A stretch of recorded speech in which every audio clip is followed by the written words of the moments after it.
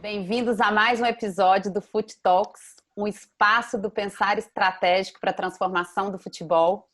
Temos recebido aqui pessoas profissionais incríveis do futebol brasileiro. Temos aí na nossa lista de convidados dirigentes, executivos, gestores, atletas do Brasil e do mundo que vão estar aqui conversando conosco, ocupados desse pensamento, focados na melhoria e na transformação do futebol brasileiro. E hoje temos o prazer de ter conosco André Mazzuco, atual executivo de futebol do Vasco da Gama, com uma carreira aí como gestor, sempre com investimento na área acadêmica, transformando e ensinando a todos nós. Então, vou aproveitar aqui para dar boas-vindas e começar com a pergunta. Se a gente olha para outros setores, a gente vê uma harmonia enorme entre a gestão do negócio e a gestão da área principal.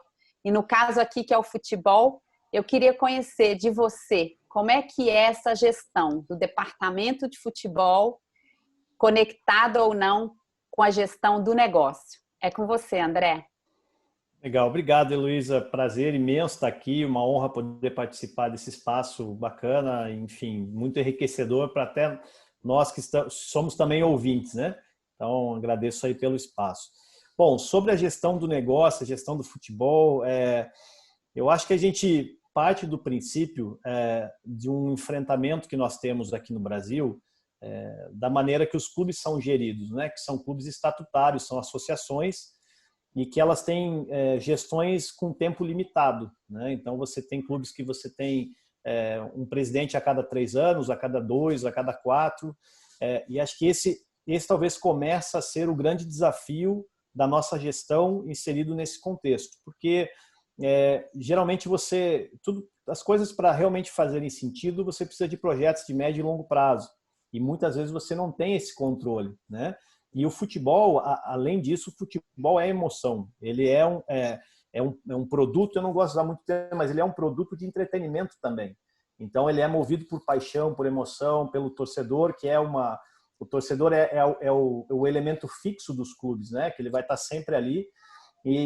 Então, muitas vezes, de acordo com a situação de ambiente que nós nos confrontamos, né? A situação dos clubes que nós estamos inseridos, ela não permite você ter o mesmo objetivo que aquele espectador também está esperando, né? Porque talvez o momento do clube ele é outro, de você refazer um trabalho, reconstruir algo pelas dificuldades financeiras ou pelo perfil dos anos anteriores que o clube vem enfrentando. Então, muitas vezes você, por mais que você tenha um planejamento e um projeto interessante na mão, às vezes não dá o tempo, porque é uma gestão de 2 ou 3 anos que ela muda.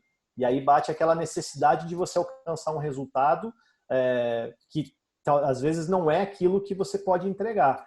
Então esse é um grande desafio nosso para poder equilibrar esse tipo de pensamento, porque você, ao mesmo tempo que você tem que entregar algo interessante, você tem que entender o contexto do clube, se ele permite você entregar aquilo que as pessoas estão esperando. Então, e ao mesmo tempo você tem o jogo, né? Você tem quarta, você tem domingo, você tem o ganha, perde, empata, que isso ainda é um balizador, né? Por ser um esporte de paixão. Então, a gente tem que ter esse cuidado de poder equilibrar esses dois lados ou passar uma mensagem correta. E, ao mesmo tempo, nós, como profissionais, buscar sempre inserir no ambiente que nós estamos um projeto de qualidade, né? Nós somos gestores, nós temos essa responsabilidade, independente que vai durar 1, 2 ou 3 anos, um legado nós temos que deixar de alguma forma. Então, é um pouquinho o meu pensamento, sempre quando eu entro num clube, de entender as necessidades principais que o clube tem, independente se se nós atingimos o resultado ou não esperado dentro da gestão do futebol, mas a gestão também do negócio, ela tem que ser bem feita para que você deixe algo que vai ser construído ao longo do tempo. E uma das coisas interessantes é que muitas vezes nós não colhemos nossos próprios resultados. Nós iniciamos os projetos, mas a colheita é feita por outras pessoas, né? Porque essa passagem ela é constante. Então, é um ponto de equilíbrio bem difícil de lidar e que talvez eu acho que é o grande desafio nosso nessas gestões quando nós entramos numa ideia de projeto a médio e longo prazo. Mazzuco, a figura do executivo no formato assim que a gente está presenciando, né, nos últimos anos é algo recente, né? E veio para no sentido eu acho que o executivo ele simboliza um pouco esse movimento de profissionalização do futebol, né? Porém, dada a estrutura organizacional dos clubes ainda, que carregam ainda muito desse modelo que a gente quer superar, o executivo não tem, muitas vezes, autonomia e nem condições para exercer as suas funções e tarefas na sua plenitude. Queria que você falasse um pouco sobre isso, sobre esses desafios, né? Você que é associado da ABEX, que é uma instituição que tenta contribuir e avançar para que o executivo seja mais respeitado e seja mais ouvido até em todas as dimensões. Queria que você falasse um pouco sobre esse cenário no Brasil hoje, né? Você é jovem, mas já está há algum tempo militando nessas frentes, né? Não, perfeito. Eu acho que a gente vive um momento, professor Medina, interessante, porque ao mesmo tempo que a ABEX, né, a nossa Associação dos Executivos, ela tem sido uma ferramenta muito importante para nós também nos posicionarmos melhor, né, entendermos melhor o nosso contexto. A função do diretor executivo ela é muito nova também, realmente, como você falou, nos clubes. Então, às vezes, até carece de um entendimento das próprias pessoas que, às vezes, contratam um diretor executivo para entender qual papel ele pode fazer. O que eu vejo? Eu acho que está havendo uma qualificação profissional muito importante dos profissionais do futebol em todos os setores, né, desde a parte técnica até da parte de gestão. E os dirigentes, que são dirigentes estatutários, por a gente não ter um formato de clube-empresa ainda no Brasil consolidado, esses dirigentes estatutários também passam a entender a necessidade de profissionalizar muitas áreas, né? E acho que o diretor executivo tem um papel importante nesse elo de mostrar uma gestão mais profissional e até servir de uma orientação ao dirigente ou ao presidente ou à pessoa que está a cargo daquele momento na associação, na instituição, entender que algumas ações elas vão ter que mudar um pouquinho o sentido para que sejam mais profissionais, independente do tamanho do clube. Então, eu vejo que a nossa participação, ao mesmo tempo que nós temos um papel importante na formatação dos profissionais, sejam atletas ou profissionais que vão trabalhar naquele ambiente, nós somos um elo também de ligação nas ações diretivas, né? Para que o clube entenda que muitas vezes é necessário um passo profissional ou realmente trabalhar em cima de algo palpável de projetos ou de planejamentos, coisa que não acontecia há alguns anos recentes atrás, né?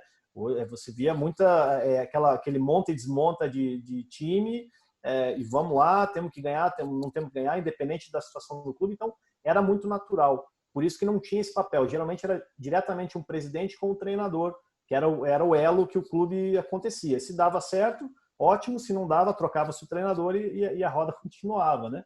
Então, eu vejo assim, o nosso papel é muito importante. Primeiro, nós, como executivos, estamos sempre nos qualificando para que nós tenhamos uma visão sistêmica, até a palavra que a gente gosta muito de usar e que ela é muito presente, né? Dos setores onde nós vamos ter intervenções, né? Seja o setor jurídico, RH, e entra a questão, tirando a parte técnica, né? Nós vamos flutuar por esses setores. Então, nós temos que realmente ter uma capacitação que nos permita discutir, porque isso vai fazer parte integrante das nossas ações. Eu vejo muito hoje uns cuidados que nós temos, por exemplo, com recursos humanos, que é um departamento que ele era até considerado um fluxo natural nos clubes de futebol, mas ele tem uma importância muito grande, porque o recurso humano ele tem que tratar também do seu funcionário, e um atleta, ele é funcionário, ele é um ser humano, que ele precisa ser tratado também. Então, algumas visões, elas estão acontecendo e que isso faz parte da nossa intervenção também. Eu dou um exemplo sempre que a gente tem, nos últimos anos, a evolução da parte física, da parte técnica, parte tática, a mentalidade e tal, e a gente agora, eu acho que está no momento do lado humano, que é o que a gente tem que buscar cada vez mais em evoluir, que eu acho que é o próximo passo dentro dos setores que a gente tem evoluído no futebol. Mazuco, queria fazer aqui uma pergunta. Nós estamos nesse momento de crise mundial, né? A economia do mundo inteiro está sendo afetada, o futebol não é diferente, vai ser bem afetada a economia. Eu tenho visto muitos clubes no Brasil reduzirem o investimento na base, enquanto outros clubes falam que a base pode ser a salvação desses clubes, né? Porque vai faltar dinheiro no caixa. Como é que você, como um executivo do futebol aí, como representante do Vasco da Gama, vê essa situação e o que você pensa em fazer no seu clube? Ô, Rafa, assim, primeiro que eu não vejo nem a categoria de base como salvação. Eu acho que ela é a sustentação dos clubes, né? Ela não pode ser salvação. A gente não pode recorrer à base no momento de crise, né? Ela tem que ser uma constante. Mas realmente poucos clubes conseguem entregar isso ou conseguem ter um perfil definido, um trabalho realmente sustentável nas suas categorias de base. Nós aqui no Vasco, nós somos até privilegiados por ter um trabalho muito bem feito na categoria de base já nos anos recentes, com alguns detalhes importantes que eu sempre acho que poucos clubes têm ainda. Nós temos, por exemplo, um coordenador metodológico, que é uma função dentro de uma categoria de base extremamente importante. Nós temos coordenadores técnicos nas principais categorias. Então, nós temos um processo de formação muito interessante. Nós tivemos um cuidado muito grande aí com o andamento, tanto é que os nossos profissionais, nesse momento de pandemia da categoria de base também, estão ativos. Eles estão trabalhando, produzindo conteúdo, produzindo conhecimento, para que a gente consiga, quando reiniciarmos as atividades, ter isso muito mais qualificado, né? Mas a categoria de base em si, a gente tem que lembrar que é uma parte muito pequena do orçamento dos clubes. E é realmente uma ação imediata de cortar gastos. Bom, vamos cortar, então vamos mandar embora lá desde baixo e vamos subindo, né? Os funcionários que estão nas categorias menores, que para mim, sinceramente, não tem sentido. Porque, primeiro, que você não está resolvendo o problema financeiro do clube, né? Não é ali. E segundo, que você está atuando justamente num setor que pode te trazer a solução financeira, que é você formar e desenvolver bons jogadores, e aí você realmente ter esse processo metodológico da base bem feito, ter um processo de transição adequado, né, uma ligação importante da base com a equipe principal, e aí você valorizar o seu ativo, né, desenvolver seus atletas para que tenham retorno. Hoje, por exemplo, só para você ter uma ideia, muitas vezes isso acaba sendo a base, ela é valorizada pelo problema que o clube enfrenta, né? Então, não temos orçamento, vamos usar a base. Não deveria, né? Deveria ser um processo. Mas, por outro lado, aqui no Vasco, nós vivemos uma situação importante, porque hoje o nosso elenco tem mais de 60% de atletas formados na categoria de base, né? Isso é um número extremamente expressivo.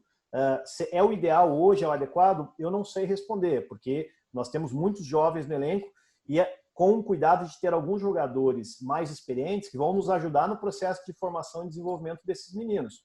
Então, hoje, por exemplo, pego o exemplo do nosso capitão, que é o Leandro Castan.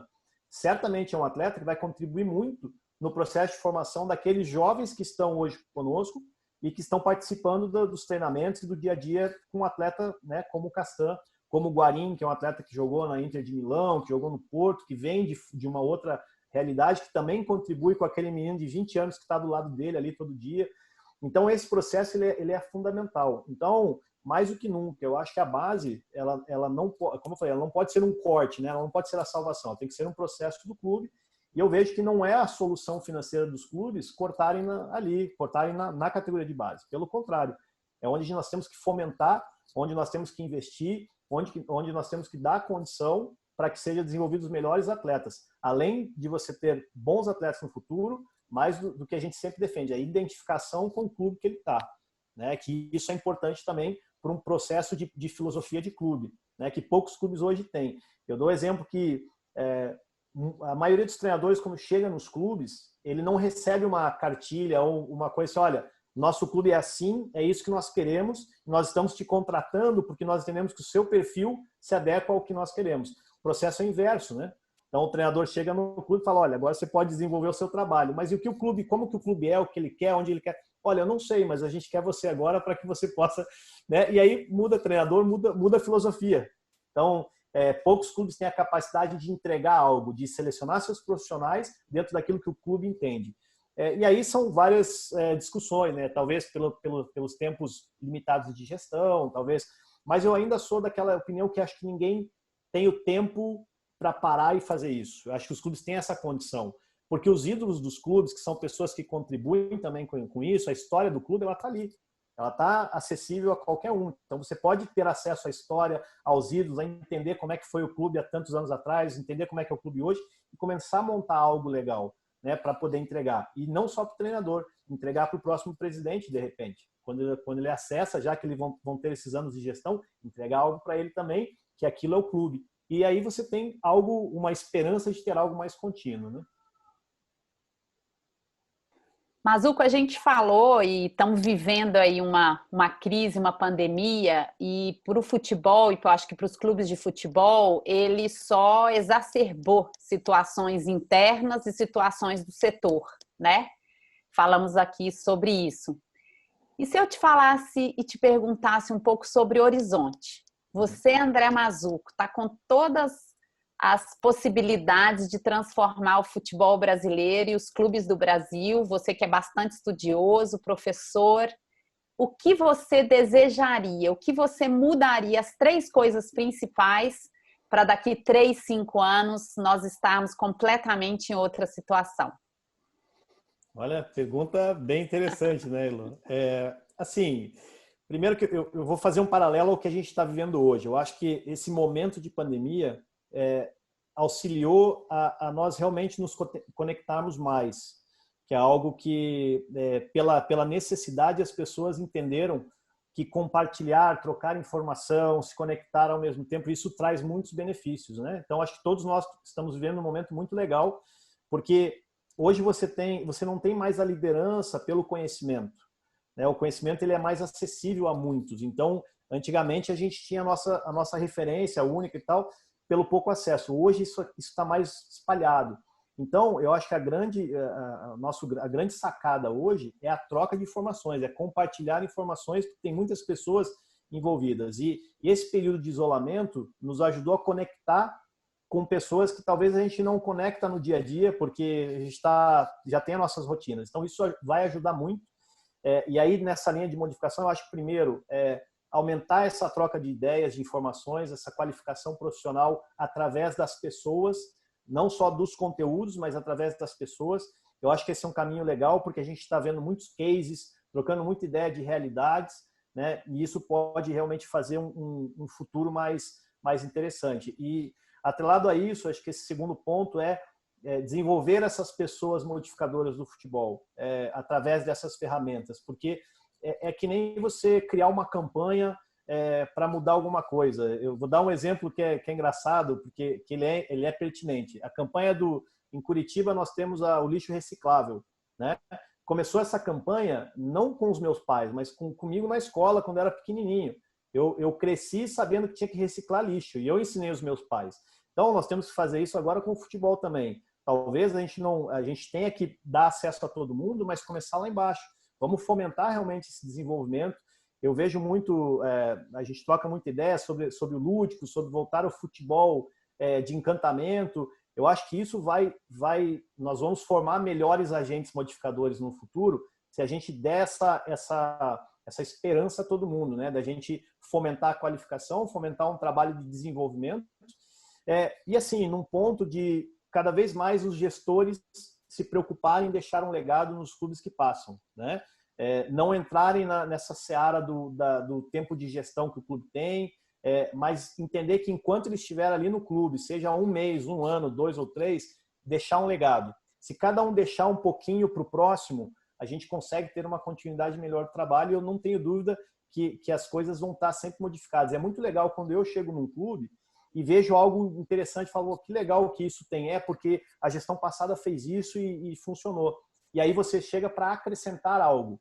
Não naquela linha que a gente muitas vezes vê nos clubes, muda a gestão e fala, não, agora tudo que foi feito não presta, eu vou mudar tudo e vou recomeçar do meu jeito, né? Então, se a gente puder ter essa consciência, e essa consciência nós vamos ganhar com cada vez mais gestores qualificados, com um pensamento mais tranquilo, que não tem essa competitividade de entrar num clube e ter que mudar tudo para mostrar um trabalho. Acho que o nosso grande segredo é acrescentar ao trabalho. Você não precisa voltar do zero, a não ser que haja uma plena necessidade. Mas o executivo ainda ele é muito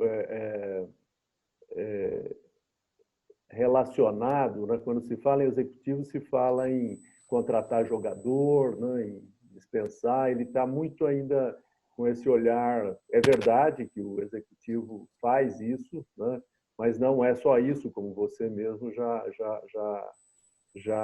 esclareceu, né?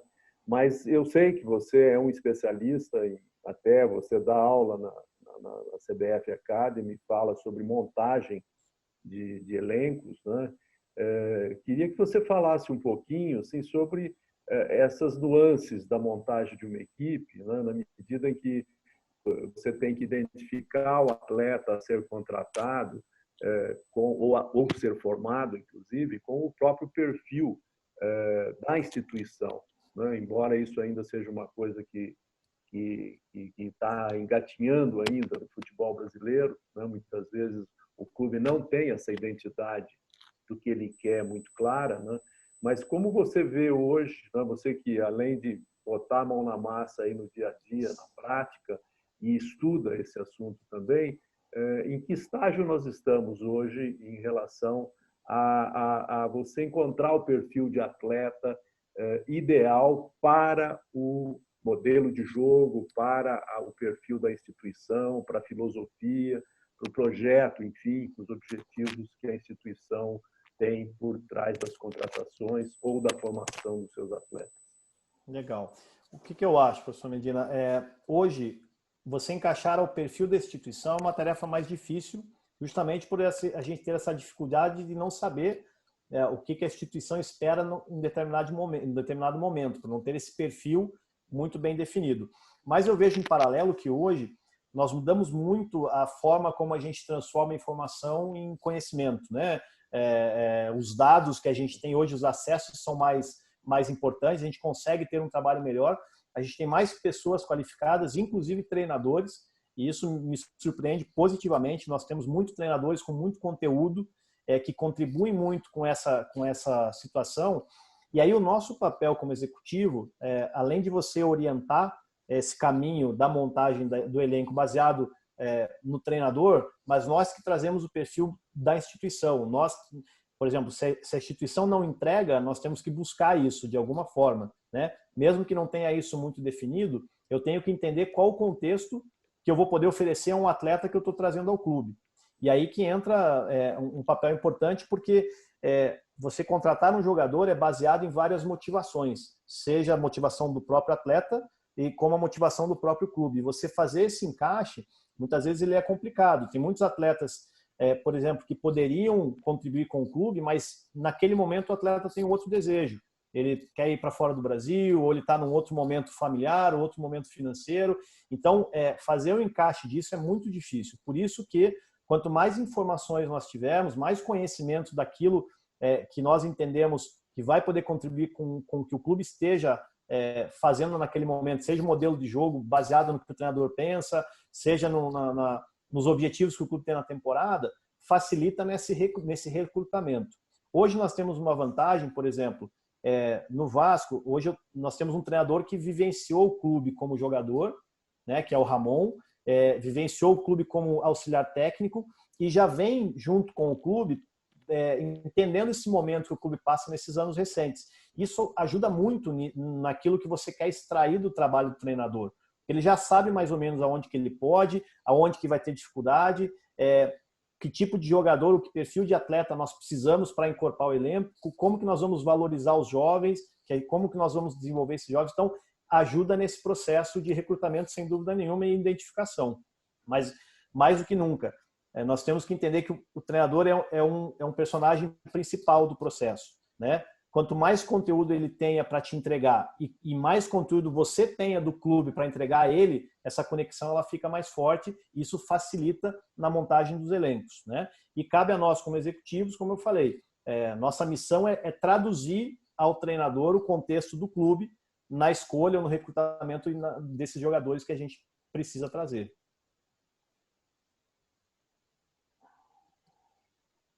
Eu acho que depois desse encontro, né, de tanto aprendizado, resta para a gente super te agradecer. E eu gostei demais de todas as falas. Agora, essa fala que você falou aí no final, eu queria dar um destaque quando você diz: cabe a nós, executivos, fazer quase essa ponte, né? O que a gente fala de cultura, de acolhimento, de perpetuidade a partir dessas conexões. Então, super obrigada, Mazzuco, para vocês que estão nos assistindo todas as terças e sextas, às 2h da tarde, uma novidade nos canais da Universidade do Futebol. e aí teremos mais executivos que vão complementando esse mosaico. Obrigada, André. Sua mensagem final. Luísa, eu que agradeço, Rafael, professor Medina, obrigado mesmo. Eu acho que, como mensagem final, é que tudo isso que nós estamos passando hoje, e que eu vejo que se tem algo de bom que nós podemos tirar desse momento, é o resgate dos valores familiares, valores de conexões, valores de conhecimento, porque muita gente pôde parar e retomar o seu estudo ou se inteirar de outras situações. Então, acho que esse momento está nos trazendo um resgate necessário, né? E esse resgate, certamente, ele tem que nos motivar a entender que tem muita coisa para fazer e que nós somos capazes de fazer. Então, o futebol, propriamente dito, está vivendo esse momento de incertezas, de ineditismo, né? Porque quando a gente conhece, a gente consegue antecipar. Hoje a gente não tem mais isso. Nós perdemos uma grande habilidade que é antecipar fatos, né? Porque tudo é inédito para nós. Mas que isso sirva para nos dar a motivação necessária e de fomentar nossas capacidades para que, no nosso entendimento e no nosso desejo de modificar, a gente consiga realmente expor nossas capacidades e ajudar o próximo para fazer um ambiente melhor, começando pelo ambiente que nós estamos, mas que a gente possa espalhar esse conhecimento e essa troca de ideias para que cada um possa modificar o ambiente que esteja inserido. Então, eu acho que temos que tirar a motivação desse momento e fomentar nossas capacidades para sermos cada vez melhores agentes modificadores. E o Mazzuco, né, ele nos traz uma reflexão assim dentro desse, vamos dizer, novo normal, né, que essa crise sanitária e financeira, econômica, né, trouxe. Ela também trouxe esse paradoxo, né, que de forma muito apropriada o Mazzuco colocou, né, que o isolamento social tem aproximado as pessoas. Né? É um paradoxo alguma. Muito interessante. Sem dúvida, é muito interessante. Nossa reflexão, né? Exato. O isolamento nos fez, dentro da necessidade, criar novos recursos para nos aproximarmos.